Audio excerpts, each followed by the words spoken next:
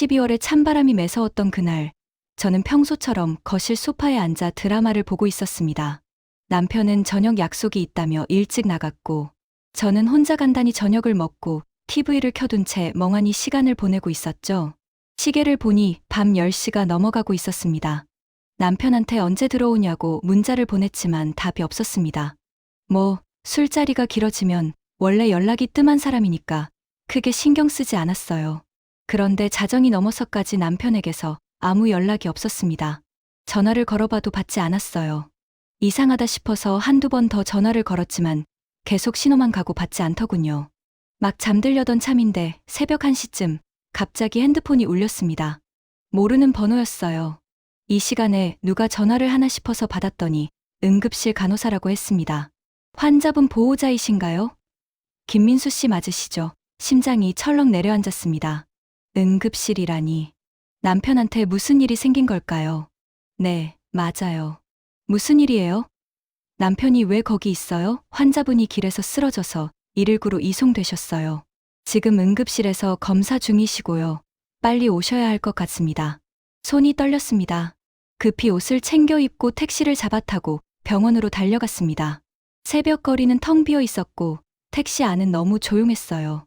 머릿속은 온통 남편 생각뿐이었습니다. 무슨 일이 생긴 걸까? 술을 너무 많이 마신 건가? 넘어진 건가? 아니면 더 큰 병이 생긴 건가? 온갖 생각이 머릿속을 스쳐 지나갔습니다. 병원 응급실에 도착했을 때는 새벽 2시가 다 되어가고 있었습니다. 응급실 문을 열고 들어서자마자 간호사에게 남편 이름을 말했고 곧바로 안내를 받았습니다. 커튼 뒤에 누워있는 남편을 보는 순간 눈물이 핑 돌았습니다. 얼굴은 창백했고 이마에는 찰과상이 있었어요. 옷은 젖어 있었고 한쪽 손에는 링거가 꽂혀 있었습니다. 선생님, 남편이 왜 이래요? 의사 선생님이 차분하게 설명해 주셨습니다. 남편이 길을 걷다가 갑자기 쓰러졌고 지나가던 행인이 119에 신고해서 병원으로 실려왔다는 거예요. 초기 검사 결과 뇌졸중 의심 소견이 있어서 추가 검사를 진행 중이라고 했습니다. 뇌졸중이라는 말에 다리에 힘이 풀렸습니다. 뇌졸중이라니. 우리 남편이 아직 45밖에 안 됐는데 지금 상태가 어때요? 깨어나긴 할까요? 일단 의식은 있지만 말이 잘 안 되고 한쪽 팔다리 힘이 약한 상태예요. MRI 찍어보고 정확한 진단이 나와야 할 것 같습니다. 지금은 안정을 취하고 계시는 게 중요해요. 남편은 눈을 반쯤 뜨고 있었지만 초점이 없었습니다. 제 얼굴을 보는지 못 보는지도 모르겠더군요. 손을 잡아봤지만 힘이 없었어요. 가슴이 무너지는 것 같았습니다. 어제까지만 해도 멀쩡히 웃으면서 저녁 먹고 올게 하던 사람이 지금은 이렇게 누워있다니 믿기지가 않았습니다. 간호사가 남편의 젖은 옷을 벗겨야 한다고 해서 저도 함께 도왔습니다. 패딩, 점퍼, 니트 스웨터, 셔츠까지 하나하나 벗겨냈어요. 옷들이 전부 축축하게 젖어 있었습니다. 비가 온 것도 아닌데 왜 이렇게 젖었을까? 땀인가? 아니면 쓰러졌을 때 물웅덩이에 빠진 건가? 알 수가 없었습니다. 옷을 정리하면서 주머니에 있는 것들을 꺼냈습니다. 지갑, 차키, 그리고 평소에 쓰던 스마트폰. 그런데 패딩 점퍼 안쪽 깊숙한 주머니에서 뭔가 딱딱한 게 하나 더 만져졌어요. 꺼내보니 작은 폴더폰이었습니다. 회색빛 낡은 폴더폰. 저는 그런 폰이 있는 줄도 몰랐습니다. 왜 남편이 폴더폰을 가지고 있지? 스마트폰도 있는데? 혹시 회사에서 업무용으로 하나 더 준 건가? 아니면 예전에 쓰던 폰을 그냥 가지고 다닌 건가? 이상한 느낌이 들었지만 일단 남편 상태가 급했기 때문에 폰은 가방에 넣어두고 남편 옆에 앉아 있었습니다. 새벽 내내 남편 곁을 지켰습니다. 간호사들이 들락날락하며 링거를 갈아주고 혈압을 재고했습니다. 저는 남편 손을 꽉 잡고 있었어요. 괜찮아. 다 괜찮을 거야. 걱정하지 마. 계속 중얼거렸습니다. 남편은 가끔씩 신음을 내뱉었지만 제대로 된 말은 하지 못했어요. 동이 트기 시작할 무렵 MRI 검사 결과가 나왔습니다. 뇌경색이었습니다. 혈전이 뇌혈관을 막아서 생긴 거라고 했어요. 다행히 골든타임 안에 병원에 도착해서 혈전 용해제를 투여했고 지금은 경과를 지켜봐야 한다고 했습니다. 얼마나 회복될지는 아직 알 수 없다는 말도 덧붙였습니다. 중환자실로 옮겨진 남편을 보고 나서야 저는 잠시 복도 의자에 앉았습니다. 온몸에 힘이 빠졌어요. 겨우 한숨을 돌리려는데 가방 속에서 진동 소리가 났습니다. 남편 스마트폰인가 싶어서 꺼냈는데 스마트폰은 조용했어요. 그럼 뭐지? 다시 가방을 뒤적이다가 깨달았습니다. 아까 그 폴더폰이었어요. 폴더폰을 꺼내서 열었습니다. 화면에 문자 메시지 알림이 떠 있었어요. 발신자는 여보라고 저장되어 있었습니다. 여보? 제가 여보인데 누가 또 여보래요? 심장이 쿵 하고 내려앉은 느낌이었습니다. 손가락이 떨렸지만 문자를 열었습니다. 오빠, 오늘 왜 연락이 없어요? 걱정돼요. 이번 크리스마스 여행은 어디로 갈까요? 작년처럼 제주도 갈까요? 빨리 답장 주세요. 보고 싶어요. 머리가 하얘졌습니다. 크리스마스 여행, 제주도, 작년에도 갔다고? 손이 덜덜 떨렸습니다. 다른 문자들도 확인해 봤어요. 스크롤을 내리니 수십 통의 문자가 있었습니다. 오빠, 어제 너무 좋았어요. 다음엔 언제 볼 수 있어요? 오빠 덕분에 요즘 너무 행복해요. 사랑해요. 우리 곧 같이 살 수 있는 거 맞죠? 약속 지켜줘야 해요. 눈앞이 캄캄했습니다. 이게 뭐지? 이게 대체 뭐란 말이죠? 남편이 다른 여자와 만나고 있었던 거예요? 크리스마스 여행을 계획하고? 작년에도 함께 여행을 갔었다고? 같이 산다는 건 또 뭐예요? 통화 기록도 확인했습니다. 여보라는 이름으로 저장된 번호와 거의 매일 통화를 했더군요. 짧게는 몇 분, 길게는 1시간씩. 언제 이렇게 통화를 한 거죠? 출퇴근길, 야근한다고 했던 날들, 저녁 약속 있다던 날들, 사진 폴더도 열어봤습니다. 여자와 함께 찍은 셀카들이 가득했어요. 레스토랑에서, 카페에서, 호텔 침대에서, 바닷가에서. 남편은 제가 본 적 없는 표정으로 웃고 있었습니다. 그렇게 행복해 보이는 얼굴, 저한테는 보여준 적이 없는 표정이었어요. 여자는 젊어 보였습니다. 한눈에 봐도 저보다 한참 어려 보였어요. 긴 머리, 예쁜 미소, 날씬한 몸매. 사진 속 여자는 남편 팔에 매달려서 행복한 얼굴로 웃고 있었습니다. 배경을 보니 제주도가 맞았어요. 작년 겨울 남편이 회사 워크숍 간다고 했던 그때였을 겁니다. 저는 집에서 혼자 김장을 담그고 있었는데 남편은 다른 여자와 제주도에서 여행을 즐기고 있었던 거죠. 눈물이 핑 돌았습니다. 아니, 눈물보다는 분노가 먼저 치밀어 올랐어요. 지금 중환자실에 누워있는 남편을 밤새 지킨 제가 바보였나요? 119 전화 받고 심장이 덜컥 내려앉아서 택시 타고 달려온 제가 멍청했던 건가요? 곡도 의자에 앉아서 한참을 멍하니 폴더폰만 바라봤습니다. 지나가는 사람들이 저를 쳐다봤지만 신경 쓰이지 않았어요. 머릿속이 복잡했습니다. 남편을 어떻게 해야 하지? 당장 중환자실로 들어가서 따져야 하나? 아니, 지금은 의식도 제대로 없는데 무슨 소용이에요. 그럼 이 여자한테 전화를 해야 하나? 당신 지금 남의 남편이랑 뭐 하는 짓이에요? 라고 소리쳐야 하나?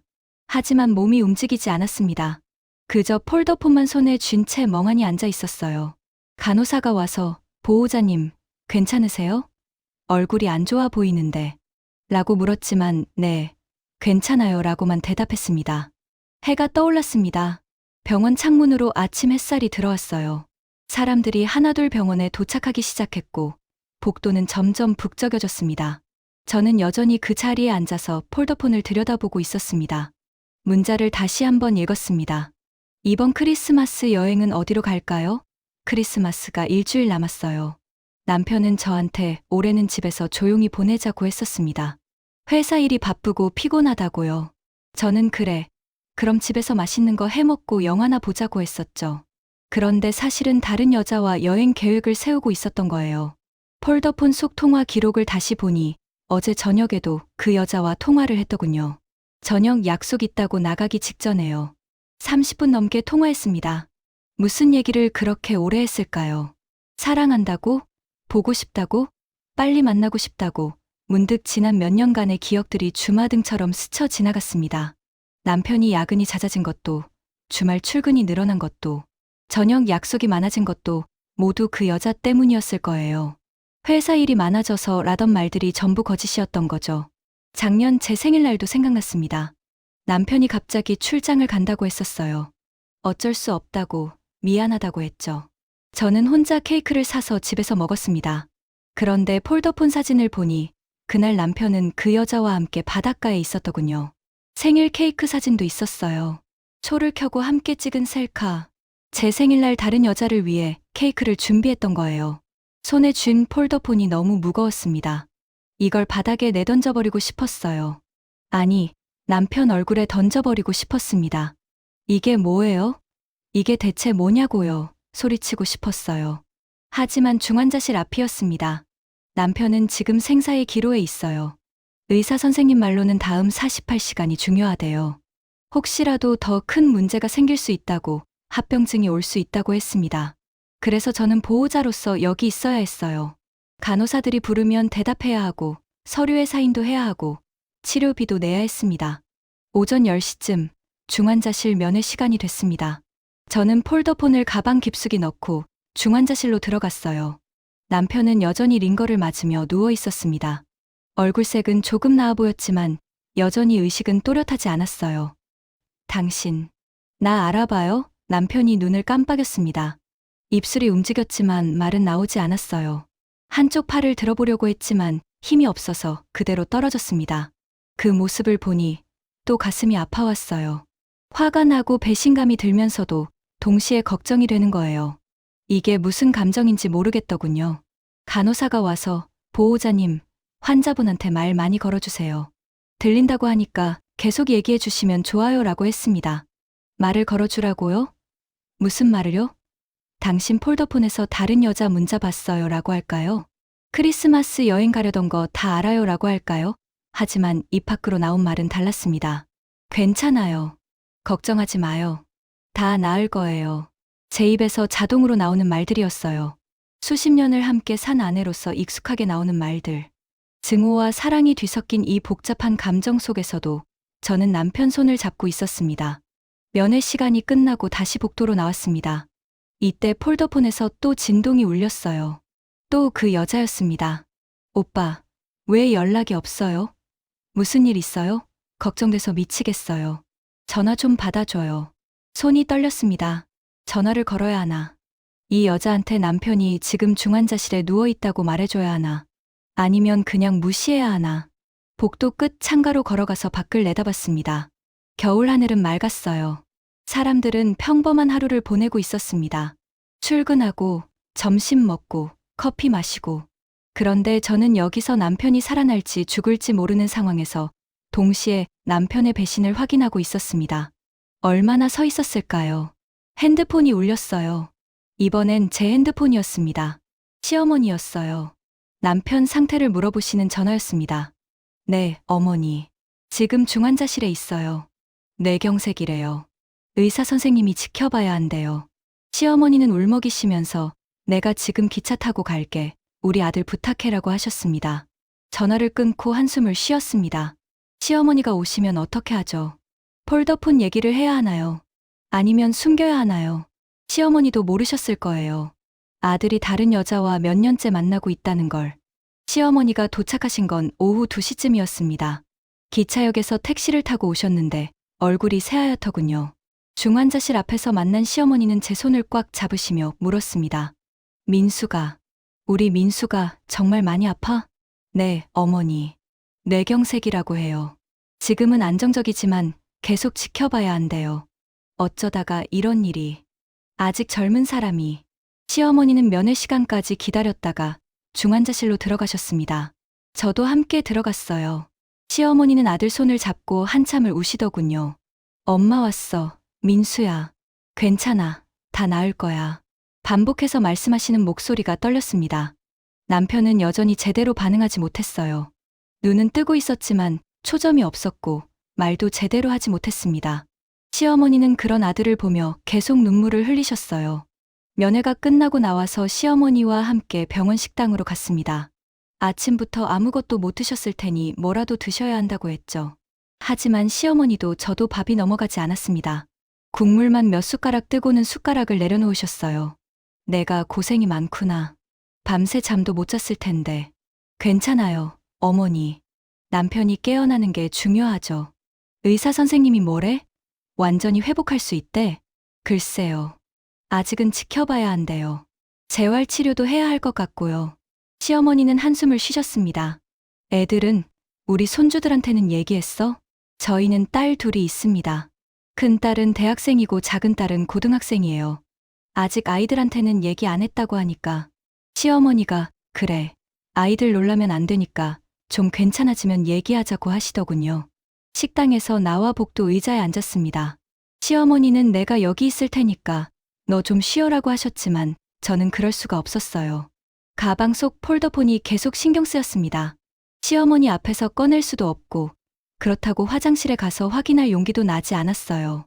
오후 내내 중환자실 앞에서 기다렸습니다. 1시간마다 면회 시간이 있어서 들어가서 남편을 보고 나오기를 반복했어요. 남편 상태는 조금씩 나아지는 것 같았습니다. 의사 선생님이 오셔서 다행히 큰 합병증 없이 계속 오후 103,422 안정적입니다. 내일쯤 일반 병동으로 옮길 수 있을 것 같아요 라고 하셨어요. 시어머니는 그 말을 듣고 조금 안도하시는 표정이었습니다. 저도 한편으로는 안심이 됐어요. 적어도 목숨은 건진 것 같으니까요. 하지만 동시에 복잡한 감정이 밀려왔습니다. 남편이 회복되면 어떻게 하죠? 폴더폰 얘기를 꺼내야 하나요? 이혼을 해야 하나요? 저녁 7시쯤 시어머니한테 어머니, 근처 모텔 잡아드릴게요. 오늘은 쉬셨다가 내일 오세요 라고 했습니다. 처음에는 아니야, 나도 여기 있을래 하시더니 제가 계속 권유하니까 결국 모텔로 가셨어요. 방을 잡아드리고 택시에 태워보낸 뒤 저는 다시 병원으로 돌아왔습니다. 밤 9시가 넘어서 마지막 면회 시간에 남편을 보러 갔습니다. 남편은 눈을 뜨고 있었어요. 이번에는 제 얼굴을 알아보는 것 같았습니다. 입술이 움직이더니 작은 소리로 이라고 했어요. 미안하다는 말이었던 것 같아요. 무엇이 미안한 걸까요? 쓰러져서 미안한 건가요? 아니면 다른 게 미안한 건가요? 묻고 싶었지만 참았습니다. 지금은 때가 아니니까요. 괜찮아요. 일단 몸부터 추스르세요. 남편은 눈을 감았다 떴다를 반복했습니다. 많이 지쳐 보였어요. 저는 손을 잡아주고 나왔습니다. 면회를 마치고 다시 복도로 나왔을 때 폴더폰에서 또 진동이 울렸습니다. 이번엔 전화였어요. 여보라는 이름으로 전화가 걸려오고 있었습니다. 심장이 쿵쾅거렸습니다. 받아야 하나, 말아야 하나. 손가락이 떨렸지만 통화 버튼을 눌렀습니다. 여보세요? 누구세요? 여자 목소리였습니다. 젊은 목소리. 당황한 톤이었어요. 제가 누구냐고요? 저는 김민수 아내예요. 당신은 누구죠? 전화 너머로 숨 쉬는 소리만 들렸습니다. 한참 침묵이 흐른 뒤 여자가 말했어요. 죄송해요. 저는 그냥 뭐요? 그냥 남의 남편이랑 놀아는 거요? 목소리가 떨렸습니다. 화가 나서, 억울해서, 비참해서 온갖 감정이 뒤섞여 나왔어요. 아니, 그게 오빠가 이혼 준비 중이라고 했어요. 곧 이혼한다고. 뭐라고요? 이혼 준비. 곧 이혼한다고? 무슨 소리예요? 우리 이혼 준비 같은 거 안 해요. 당신이 속은 거예요. 거짓말이에요? 오빠가 저한테 아내랑은 사실상 끝났다고 서류만 정리하면 된다고 했는데 귀를 의심했습니다. 남편이 그런 말을 했다고요? 저한테는 아무 말도 없었는데 이혼 준비는커녕 지난주에 저희 결혼기념일에 저한테 꽃다발을 사다 줬는데 당신 몇 살이에요? 29이요. 29. 저보다 16살이나 어렸습니다. 우리 큰딸보다 겨우 10살 많은 나이예요. 언제부터 만났어요? 한 2년 됐어요. 2년 동안 남편은 이중생활을 해왔던 거예요. 저한테는 성실한 남편이자 아버지 행세를 하면서 뒤에서는 29살 여자와 연애를 하고 있었던 거죠. 어디서 만났어요? 회사 거래처에서요. 제가 거래처 직원이에요. 목소리가 점점 작아졌습니다. 여자도 당황한 게 느껴졌어요. 오빠 어디 있어요? 왜 연락이 안 돼요? 당신 오빠는 지금 중환자실에 있어요. 뇌졸중으로 쓰러졌어요. 뭐라고요? 어젯밤에 길에서 쓰러져서 병원에 실려왔어요. 제가 밤새 간호했죠. 그러다가 당신 오빠 옷주머니에서 이 폰을 발견했어요. 전화 너머로 흐느끼는 소리가 들렸습니다. 여자가 울기 시작한 거예요. 오빠가 많이 아파요? 당신이 왜 그걸 물어봐요? 무슨 자격으로? 말이 거칠게 나왔습니다. 억누르고 있던 분노가 터져 나왔어요. 당신 때문에 우리 가정이 박살났어요. 만족해요? 유부남 꼬셔서 기분 좋아요? 아니에요. 저는 정말 몰랐어요. 오빠가 이혼 준비 중이라고 해서. 거짓말하지 마요.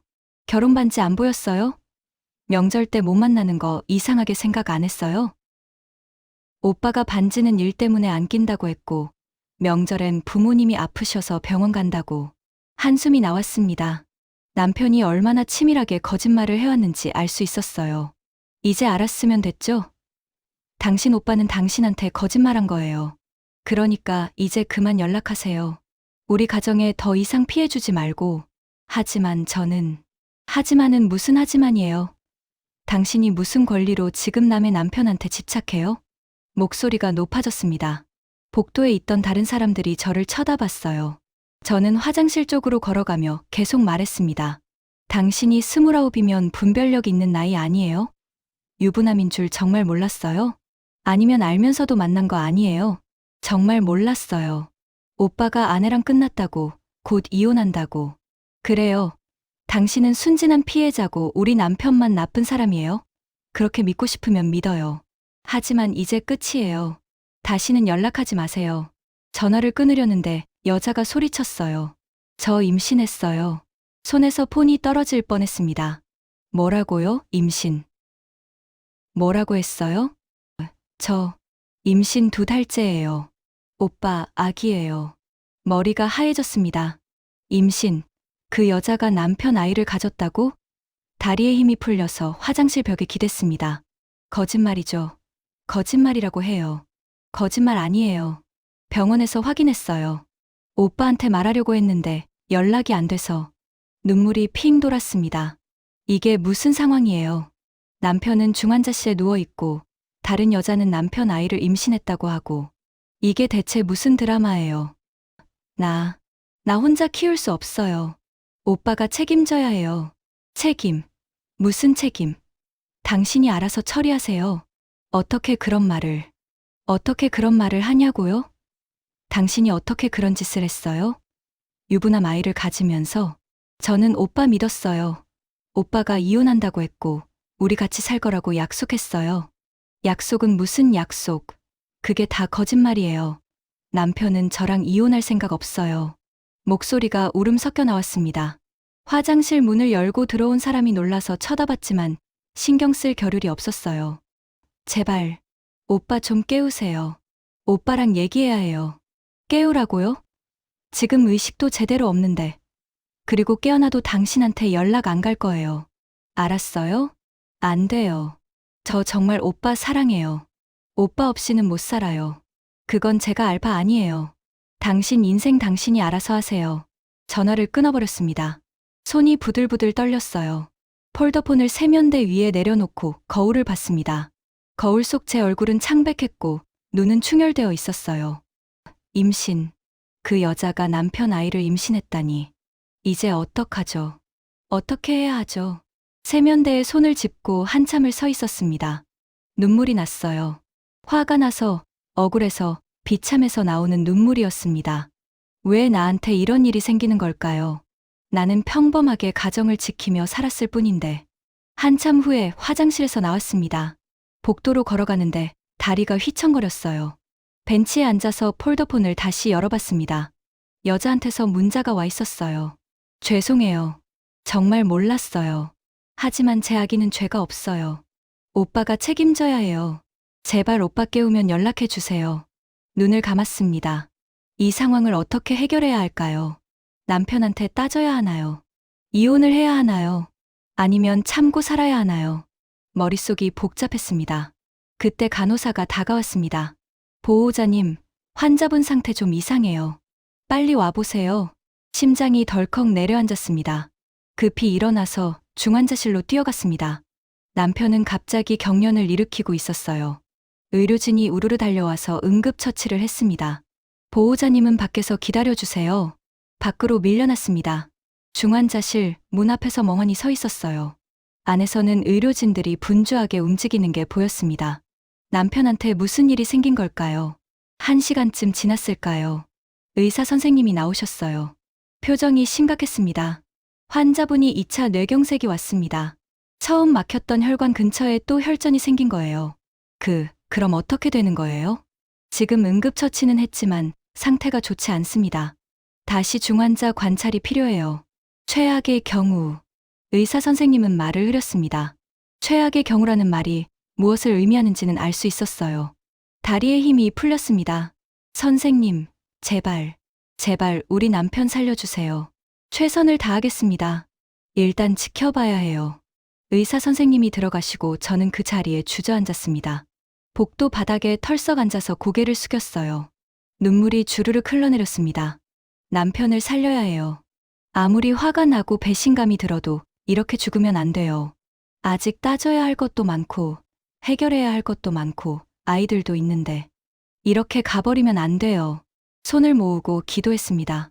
저는 원래 종교가 없는 사람인데, 그날은 기도를 했어요. 제발, 제발 살려주세요. 남편을 살려주세요. 얼마나 그렇게 있었을까요? 간호사가 와서, 보호자님, 일어나세요. 여기 앉아 계시면 안 돼요 라고 해서 겨우 일어났습니다. 벤치로 가서 앉았어요. 폴더폰이 또 울렸습니다. 그 여자였어요. 오빠 괜찮아요? 제발 답장해 주세요. 너무 걱정돼요. 답장하고 싶지 않았지만 손가락이 움직였어요. 2차 뇌경색 왔어요. 상태 안 좋대요. 바로 답장이 왔습니다. 안 돼요. 오빠한테 무슨 일이. 제가 병원에 갈게요. 오지 마세요. 당신 올 곳 아니에요. 하지만 저는 오빠가 걱정돼요. 제발요. 오면 경찰 불러요. 절대 오지 마세요. 더 이상 답장하지 않았습니다. 폴더폰을 가방에 넣고 고개를 숙였어요. 새벽 3시쯤 남편 상태가 조금 안정됐다는 연락을 받았습니다. 일단 위기는 넘겼다고 했어요. 하지만 뇌 손상이 더 심해졌을 가능성이 있다고, 깨어나도 후유증이 클 수 있다고 했습니다. 후유증. 반신마비나 언어장애가 올 수도 있다는 얘기였어요. 남편이 예전처럼 돌아갈 수 없을지도 모른다는 뜻이었죠. 동이 트기 시작했습니다. 이틀째 밤을 새운 거예요. 몸은 천근만근 무거웠지만 잠은 오지 않았습니다. 머릿속은 온통 복잡한 생각뿐이었어요. 아침 7시쯤 시어머니가 오셨습니다. 어젯밤에 무슨 일 있었대? 간호사가 전화했던데 라고 물으셨어요. 2차 뇌경색이 왔었다고, 지금은 안정됐다고 말씀드렸습니다. 시어머니는 또 우시기 시작했어요. 우리 아들이 무슨 죄가 있다고. 하늘이 무너지는 것 같아. 저도 같았어요. 하늘이 무너지는 것 같았습니다. 여러 의미로요. 오전 면회 시간에 남편을 봤습니다. 얼굴은 더 창백해져 있었고 링거줄은 더 많아져 있었어요. 시어머니는 아들 손을 잡고 계속 우셨습니다. 저는 옆에서 가만히 서 있었어요. 남편이 눈을 떴습니다. 이번에는 조금 더 또렷한 눈빛이었어요. 저를 보고 시어머니를 봤습니다. 입술이 움직였어요.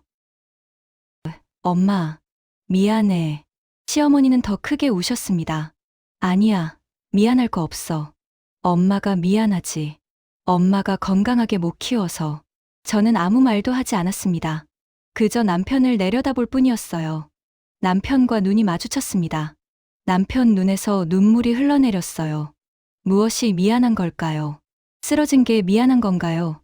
아니면 다른 게 미안한 건가요? 면회가 끝나고 나왔습니다. 시어머니가 너 좀 쉬어라. 이틀째 밤 새웠잖아 라고 하셨지만 저는 괜찮다고 했어요. 집에 가도 잠이 올 것 같지 않았습니다. 오후쯤 의사 선생님이 부르셨어요. 남편 상태에 대해 자세히 설명해 주셨습니다. 뇌 손상이 꽤 심하다고, 회복되더라도 재활 기간이 오래 걸릴 거라고 했어요. 최소 6개월에서 1년은 봐야 한다고요. 그리고 완전한 회복은 어려울 수 있다고 했습니다. 환자분 나이가 아직 젊으니까 회복 가능성은 있어요. 하지만 재활 치료를 열심히 해야 하고 보호자분의 도움이 절대적으로 필요합니다. 보호자의 도움. 제가 남편을 간병해야 한다는 뜻이었어요. 앞으로 몇 달, 어쩌면 몇 년을 남편을 돌봐야 할지도 모릅니다. 진료실을 나와서 복도를 걸었습니다. 머릿속이 복잡했어요. 남편을 간병해야 하나요? 다른 여자 아이를 임신시킨 남편을요? 이혼해야 하나요? 하지만 이 상태에서 이혼하면 제가 나쁜 사람이 되는 건가요? 화장실 가서 폴더폰을 다시 꺼냈습니다. 그 여자한테서 문자가 수십 통 와 있었어요. 오빠 상태 어때요? 제발 답장 좀 해주세요. 저 너무 걱정돼요. 밤새 잠도 못 잤어요. 오빠 빨리 회복하길 기도할게요. 우리 아기 얘기는 언제 오빠한테 해요? 제발 연락 주세요. 마지막 문자를 읽고 한숨이 나왔습니다. 아기 얘기를 언제 하냐고요. 지금 남편은 말도 제대로 못하는 상태인데 무슨 아기 얘기를 해요. 답장을 쳤습니다. 남편한테 아기 얘기하지 마세요. 지금 그런 얘기 들으면 더 악화될 수 있어요. 바로 답이 왔어요. 그럼 언제 해요? 저 시간이 없어요. 결정해야 해요. 그건 당신이 알아서 하세요. 남편은 지금 자기 목숨 부지하기도 힘든 상태예요. 너무해요. 오빠 아기인데 어떻게 혼자 결정해요? 그럼 당신이 원하는 게 뭔데요? 남편한테 와서 당신 아기 가졌으니 책임져요라고 할 거예요? 지금 이 상황에서 저는 그냥 오빠가 알았으면 좋겠어요. 오빠 아기니까요. 알겠어요. 남편 상태 좋아지면 제가 말할게요. 그러니까 당신은 연락하지 마세요. 정말요? 약속해요? 네, 약속해요. 그러니까 이제 그만 연락하세요. 거짓말이었습니다. 남편한테 그런 얘기할 생각 없었어요. 그냥 그 여자가 더 이상 연락하지 않게 하려고 한 말이었습니다. 화장실에서 나와 다시 벤치에 앉았습니다. 시어머니가 커피 좀 사올까? 라고 물으셨지만 괜찮다고 했어요. 뭘 마셔도 넘어갈 것 같지 않았습니다. 오후 3시쯤 큰딸한테서 전화가 왔습니다. 엄마, 나 지금 학교인데 할머니가 전화하셔서 아빠 아프시다고 하던데 무슨 일이야? 시어머니가 아이한테 연락하신 거예요. 한숨을 쉬고 대답했습니다. 응, 아빠가 좀 아프셔. 병원에 계셔. 많이 아파. 뭐가 아픈데? 뇌경색이래. 지금은 안정적이니까 걱정하지 마. 엄마, 나 지금 갈까? 아니야, 학교 있어. 주말에 와. 엄마 괜찮아? 목소리가 이상한데. 눈물이 핑 돌았습니다. 딸 목소리를 들으니까 참았던 감정이 터질 것 같았어요. 응, 엄마 괜찮아. 너 공부해. 아빠 곧 나아지실 거야. 알았어. 엄마도 몸 챙겨. 사랑해. 나도 사랑해. 전화를 끊고 눈물이 났습니다. 아이들은 아무것도 모르죠. 아빠가 다른 여자와 만났다는 것도, 그 여자가 아기를 가졌다는 것도, 아이들한테 어떻게 말해야 할까요? 말해야 하나요? 말지 말아야 하나요? 저녁 때 다시 면회를 갔습니다. 남편 상태는 조금 나아 보였어요. 눈빛이 더 또렷해졌고 손가락을 조금씩 움직일 수 있었습니다. 의사 선생님 말로는 좋은 신호래요. 여보. 남편이 작은 소리로 말했습니다. 어눌한 발음이었지만 알아들을 수 있었어요. 네, 여기 있어요. 미안해. 또 미안하다고 했어요. 저는 아무 대답도 하지 않았습니다. 그저 남편 손을 잡고 있었을 뿐이에요. 시어머니가 민수야, 괜찮아. 다 나을 거야. 엄마가 매일 기도할게 라고 하셨습니다. 남편은 눈을 감았다 떴다를 반복했어요. 면회가 끝나고 나왔을 때 폴더폰이 또 울렸습니다. 그 여자였어요. 이번엔 받지 않았습니다. 문자만 확인했어요. 내일 병원 갈 거예요. 오빠 꼭 봐야 해요. 막지 마세요. 가슴이 답답했습니다. 저 여자가 병원에 오면 어떡하죠? 시어머니가 보면 어떡하고 다른 사람들이 알면 어떡하죠? 답장을 쳤습니다. 오면 난리 날 거예요. 시역에서 고전 859번이도 여기 계세요. 절대 오지 마세요. 저도 권리가 있어요. 오빠 아기 아빠예요. 권리? 무슨 권리요? 당신은 그냥 불륜 상대일 뿐이에요. 너무 심한 거 아니에요? 저도 사람이에요. 사람이면 다른 사람 가정 파괴하면 안 되죠. 저는 오빠 사랑했어요. 진심으로요. 사랑은 무슨 사랑? 그냥 유부남한테 빠진 거죠. 철없이. 더 이상 답장이 오지 않았습니다. 혹시 정말 내일 병원에 올까봐 걱정됐어요. 그 여자가 나타나서 저 오빠 애인이에요. 오빠 아기 가졌어요 라고 하면 어떡하죠? 밤새 잠을 이룰 수 없었습니다. 벤치에 앉아 있다가 복도를 걷다가 화장실에 가다가를 반복했어요. 머릿속은 온통 걱정뿐이었습니다. 다음 날 아침 출근하는 사람들로 병원이 붐비기 시작했습니다. 저는 로비 쪽을 계속 주시했어요. 혹시 그 여자가 나타날까 봐요. 사진에서 본 얼굴을 기억하며 오가는 사람들을 살폈습니다.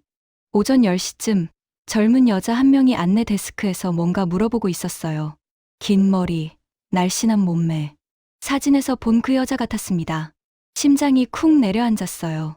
급히 그 여자 쪽으로 걸어갔습니다. 가까이 가보니 확실했어요. 폴더폰 사진 속 그 여자였습니다. 여자는 간호사한테 김민수 씨 어느 병동에 계세요? 라고 물어보고 있었어요. 저기요.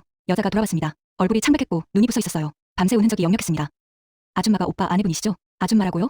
저는 이제 아줌마예요. 29살 여자 눈에는 45살이 아줌마로 보이는 거죠. 그래요. 나 김민수 아내예요. 왜 왔어요? 오빠 보러 왔어요. 안 된다고 했잖아요. 돌아가요. 저도 걱정돼요. 오빠 상태가 어떤지 직접 봐야겠어요. 목소리가 떨렸지만 단호했습니다. 여자도 자기 나름대로는 진심인 것 같았어요. 하지만 그게 뭐가 중요한가요? 보호자 아니면 면회 못해요. 돌아가세요. 면회는 못해도 오빠가 어느 병동에 있는지는 알아야죠. 왜요? 알아서 뭐 할 건데요? 그냥 알고 싶어요. 가까이 있고 싶어요. 한숨이 나왔습니다. 이 여자를 어떻게 해야 할까요? 경비를 불러서 쫓아내야 하나요? 여기서 이러지 말고 밖에 나가서 얘기해요. 여자를 데리고 병원 밖으로 나갔습니다. 주차장 한쪽 구석으로 가서 마주 섰어요. 들어요. 남편은 지금 상태가 안 좋아요. 당신이 나타나서 더 충격받으면 안 돼요. 저는 그냥 오빠 얼굴만 보고 싶어요. 멀리서라도요. 왜 이렇게 집착해요? 유부남이잖아요. 포기해요. 포기할 수 없어요. 저 오빠 아기 가졌어요. 그 아기는 당신이 책임져야죠. 남편은 이미 가정이 있어요. 오빠가 이혼한다고 했어요. 저랑 살 거라고요. 거짓말이었어요. 남편은 이혼할 생각 없었어요.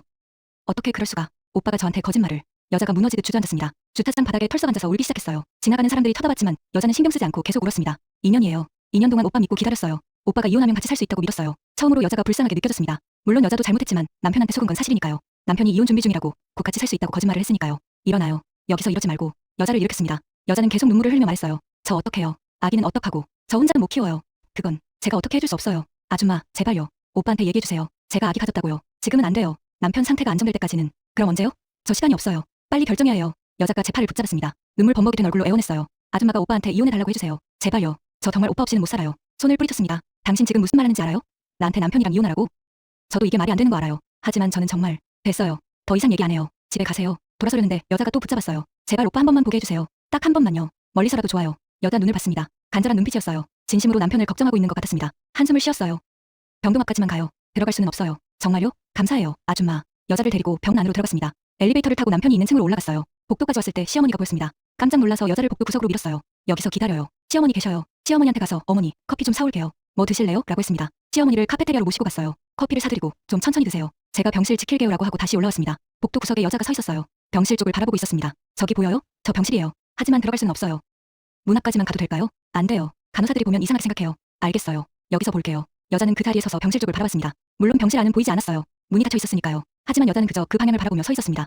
오빠, 빨리 나와요. 제발. 중얼거리는 소리가 들렸습니다. 여자가 울고 있었어요. 한참 후에 여자가 돌아섰습니다. 봤어요. 이제 갈게요. 감사해요, 아줌마. 앞으로 연락하지 마세요. 남편한테도, 저한테도.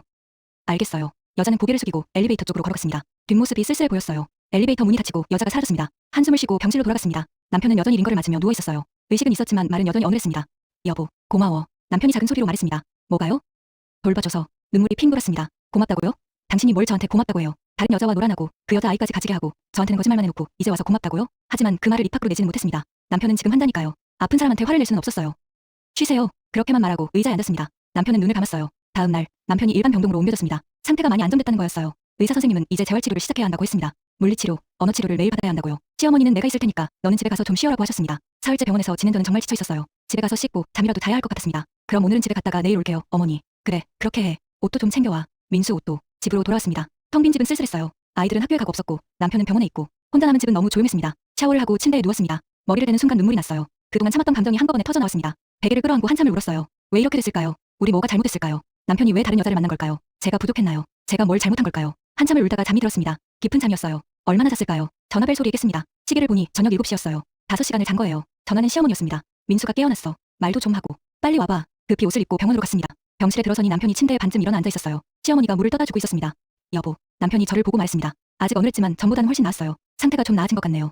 응, 조금. 의사 선생님이 와서 검사를 했습니다. 팔다리 움직임을 확인하고 말하는 것을 체크하고 검사가 끝나고 의사 선생님이 말했어요. 많이 좋아지셨네요. 이대로 계속 회복하시면 2주 후쯤 퇴원 가능할 것 같아요. 물론 퇴원 후에도 계속 재활치료는 받아야 하고요. 2주 후면 퇴원이라고요. 그럼 남편이 집으로 돌아온다는 말이에요. 복잡한 감정이 들었습니다. 남편이 집에 오면 어떡하죠? 같은 방을 쓸 수 있을까요? 예전처럼 지낼 수 있을까요? 시어머니가 기뻐하셨습니다. 다행이다. 정말 다행이야. 우리 민수 이제 괜찮겠구나. 밤이 되어 시어머니는 병실 보호자 침대에서 주무시고 저는 집으로 돌아왔습니다. 아이들이 와 있었어요. 큰딸이 엄마, 아빠 많이 아파? 하고 물었습니다. 많이 나아지셨어. 곧 퇴원하실 거야. 다행이다. 나 진짜 걱정했어. 작은 딸도 아빠 빨리 나으셨으면 좋겠다고 했어요. 아이들의 순수한 얼굴을 보니 마음이 아팠습니다. 아이들은 아무것도 모르죠. 아빠가 어떤 짓을 했는지. 밤에 침대에 누워서 폴더폰을 꺼냈습니다. 며칠간 확인 안 한 사이에 그 여자한테서 문자가 몇 통화 있었어요. 오빠 상태 어때요? 제 아기 어떡하죠? 결정해야 하는데. 아줌마, 답장 좀 해주세요. 마지막 문자는 어제 온 거였습니다. 저 오늘 병원 갔어요. 혼자 결정했어요. 미안해요. 병원. 무슨 병원? 혼자 결정했다는 건 뭐죠? 설마. 손이 떨렸습니다. 전화를 걸었어요. 신호만 가고 받지 않았습니다. 문자를 보냈습니다. 무슨 뜻이에요? 무슨 결정했어요? 한참 후에 답장이 왔어요. 낙태했어요. 어제요. 낙태. 그 여자가 아기를 지운 거예요. 남편 아기를. 혼자 결정한 거예요? 네. 아줌마 말이 맞아요. 제가 혼자 책임져야죠. 오빠는 이미 가정이 있으니까. 많이 힘들었겠어요. 네, 많이 울었어요. 하지만 어쩔 수 없었어요. 제가 선택한 일이니까요. 가슴이 답답했습니다. 여자가 불쌍했어요. 남편한테 속아서 2년을 허비하고 아기까지 가졌다가 혼자 지은 거잖아요. 앞으로 어떻게 할 거예요? 모르겠어요. 일단 회사 그만뒀어요. 오빠 얼굴 볼 수가 없어서요. 아줌마, 제가 정말 미안해요. 제가 철없었어요. 유부남인 줄 알면서도 사랑에 빠진 제가 나빴어요. 처음으로 여자가 자기 잘못을 인정했습니다. 이제라도 알았으면 됐어요. 앞으로 좋은 사람 만나서 행복하세요.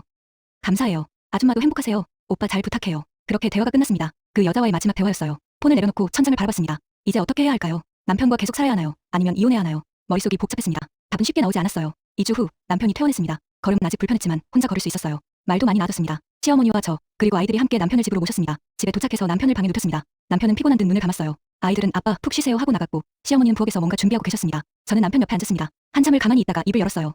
당신, 우리 얘기 좀 해요. 남편이 눈을 떴습니다. 제 얼굴을 보더니 고개를 끄덕였어요. 응, 미안해. 미안하다는 말만 할 거예요? 내가 잘못했어. 정말 잘못했어. 얼마나 오래 만났어요? 그 여자랑. 남편 얼굴이 창백해졌습니다. 어떻게 알았어? 당신 패딩에서 폴더폰 나왔어요. 다 봤어요. 남편은 눈을 감았습니다. 한참 침묵이 흘렀어요. 2년, 이혼 준비 중이라고 그 여자한테 말했죠? 응, 진짜 이혼할 생각이었어요? 아니, 거짓말이었어. 왜요? 왜 그런 거짓말을 해요? 모르겠어. 그냥 순간의 실수가 계속됐어. 눈물이 났습니다. 하지만 참았어요. 그 여자 임신했었어요. 알아요? 남편이 깜짝 놀란 표정을 지었습니다. 뭐, 당신 아기 가졌었대요. 그런데 혼자 낙태했어요.